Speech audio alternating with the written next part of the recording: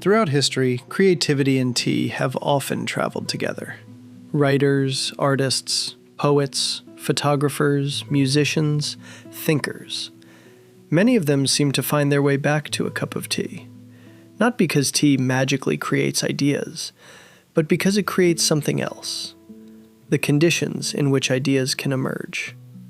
Welcome back to TeaMinded. I'm glad you're here. Today we're exploring tea and creativity, why tea has long been associated with creative work, how tea rituals help foster attention and reflection, and why so many artists, writers, and makers continue to make tea part of their creative lives. Creativity often begins with attention. Not inspiration, not talent. Attention. The ability to notice things, to observe details, to sit with questions, to remain curious. And that's where tea enters the picture. Tea naturally slows us down. Not dramatically, just enough. Enough to notice the light coming through a window. Enough to hear the rain outside. Enough to observe a thought that might otherwise disappear beneath the noise of daily life.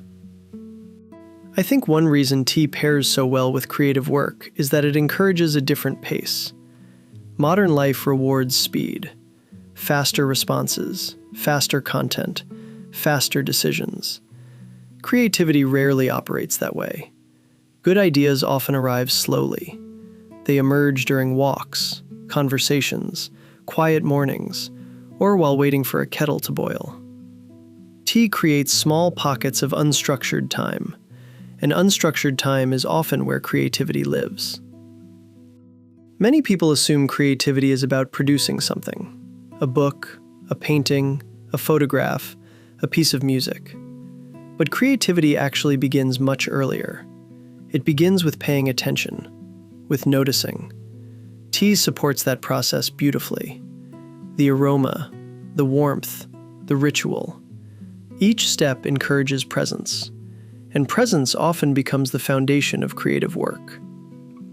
Think about the environments where creative work tends to happen. Libraries, studios, writing desks, reading chairs. These spaces often share a common quality.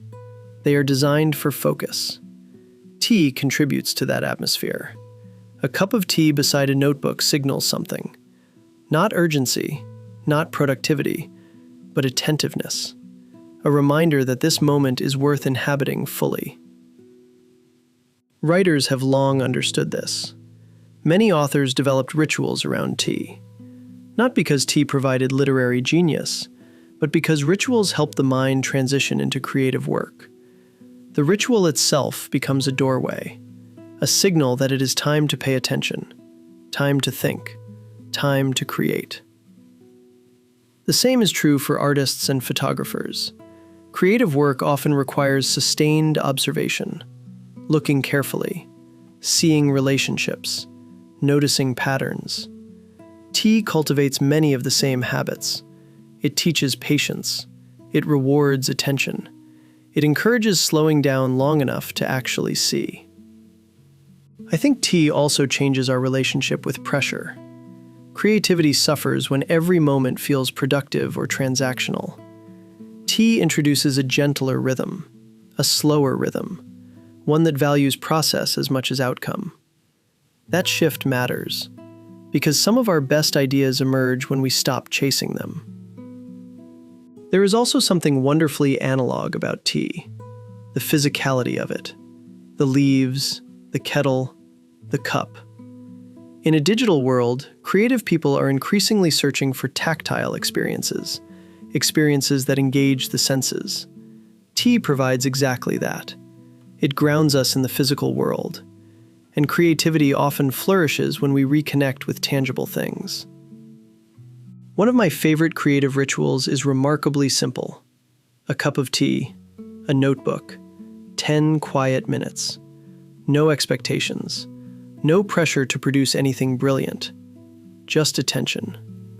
Often that's enough. A sentence appears, an idea surfaces, a question emerges, and creative work begins. Tea reminds us that creativity is not always about making more.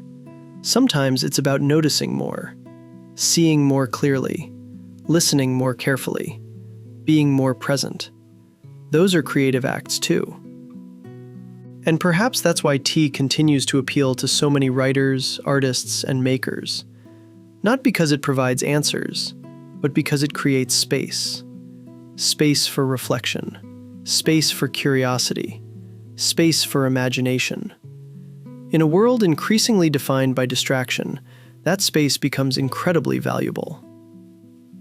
As TeaMinded continues, we'll keep exploring tea culture, mindfulness, craftsmanship, intentional living, and the small rituals that help us live more attentively. But today, I hope this episode encourages you to pair your next creative session with a cup of tea.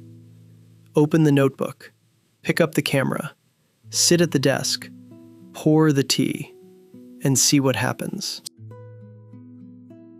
Thank you for listening to TeaMinded.